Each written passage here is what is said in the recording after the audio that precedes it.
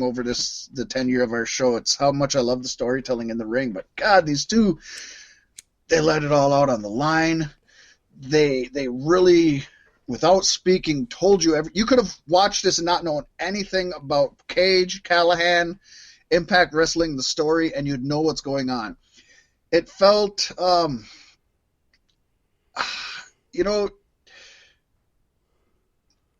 Callahan has been going after Brian Cage's wife. Did we talk about that last week? How it ended with Callahan outside of Brian Cage's house with his wife and kid? And I think we didn't. I don't think we did. So there was the good backstory, and it wasn't one of those things where it's like, oh, something's bad, and now we're gonna have a wrestling match. He made it feel like it was personal, and he was explosive, violent, punishing, everything you wanted him to be. He beat the ever-loving shit out of Sami Callahan. But Callahan being Callahan, of course, just survived it, Oh, yeah, he loves the punishment. Is great. It was, and he sells it so well. And Brian Cage. Brian Cage sold really good for Sami Callahan, and Cage is a big dude, and Callahan's a roughly smaller feller, Yep. So that was cool. One thing that I actually like, which a lot of people could probably shit on, and maybe should shit on, or I probably would shit on a lot of times, but when Cage got pile driven by Sami Callahan onto a bed of thumbtacks. Thumbtacks were stuck in his head, and Cage didn't pop right up, but man, he didn't sell it like he got pile drove into some thumbtacks, and that made you feel like he had that rage in him. Yeah. Normally I would shit on that, but I think in this, again, the story, I think it's the only reason it worked. I think in the psychology of thumbtacks anyway, as soon as you're put into thumbtacks, your first instinct is get out as quickly as possible. Yeah, that actually makes sense. The only thing I don't know is, actually what I wrote down before I found out they're having a rematch is like, who takes on Cage next, because he's went through like everything with one of the sickest guys ever. My guess is that I put in here, my guess would be Elgin, and I talked about that, but obviously we have Callahan taking Cage on again this week, so we'll have to see what happens after that. Maybe they're going to continue this feud, but I just kind of had that in there. Huh. Well, A+ match. I got nothing. Have a cage match this really week. They got to have a third it. match. It's got to be a series. The rubber match. Throw on your condom. It's the rubber match. Yeah. And folks, that leaves us with a 3-3 tie, Paystee. Yep, a 3-3 tie. We have a tiebreaker, and that's which championship does the gauntlet winner choose? Of course, we have to. But we don't have an answer yet. And therefore, we can't wrap up this segment of the show for you this week. But we will. Cliffhanger. Just a reminder, folks, Fat Mack has picked the World Heavyweight Championship and the tag titles to be the gauntlet winner choice, Eddie Edwards' choice. And Paystee, you have? The X Division and the Knockouts, which it won't be the Knockouts, so that's already knocked out. Yeah, Eddie Edwards doesn't seem like the type of guy that goes after women, so... not that way, at least. Yeah. Yeah, it'll be interesting. So now, folks, it is time for the Savage Sentinel.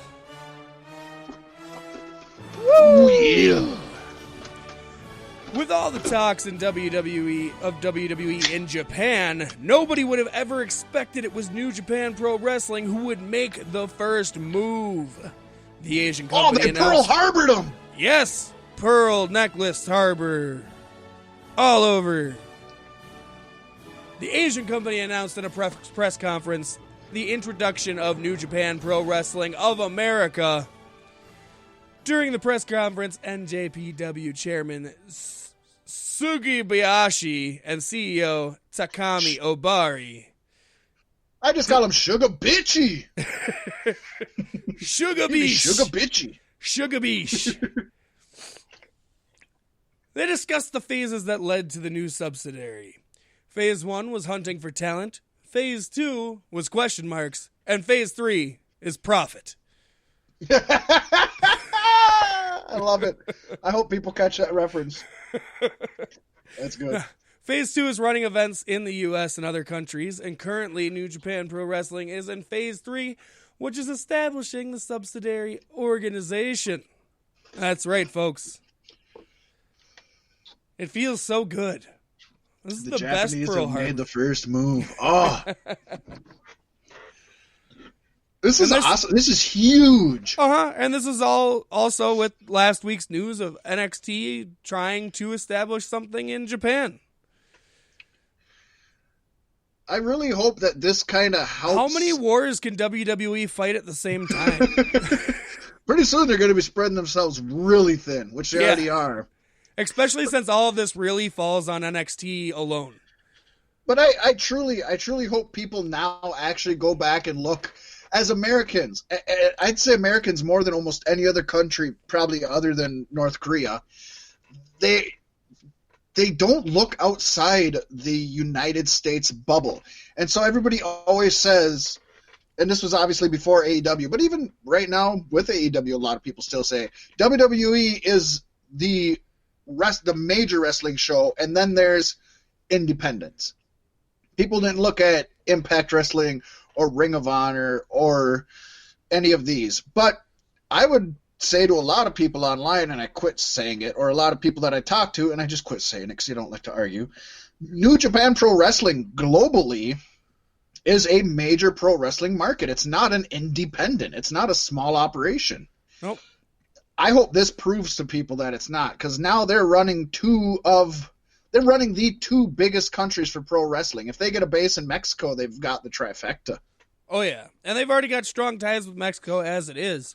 Oh, of course. Another big question that sits in my brain is, they were willing to send Moxley over to New Japan for wrestling, but they won't let their contracted superstars compete in American companies if they're televised. Now, does this throw a wrench in all of New Japan for AEW? And does this push us further away from a truce between the two?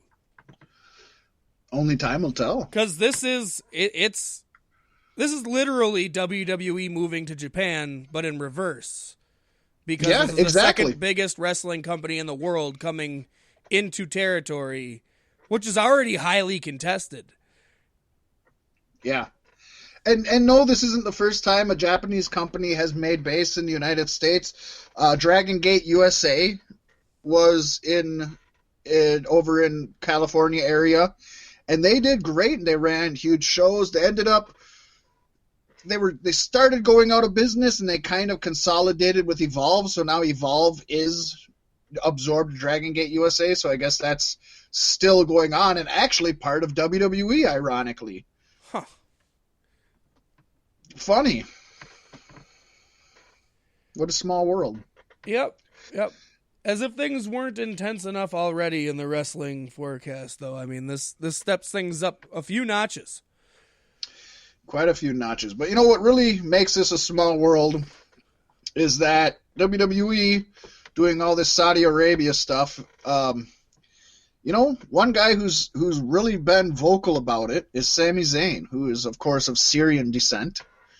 We've all mentioned how he is the Mexican wrestler from Canada who is Muslim and lives in the United States. I was gonna make a big collusion thing in our description too between these countries.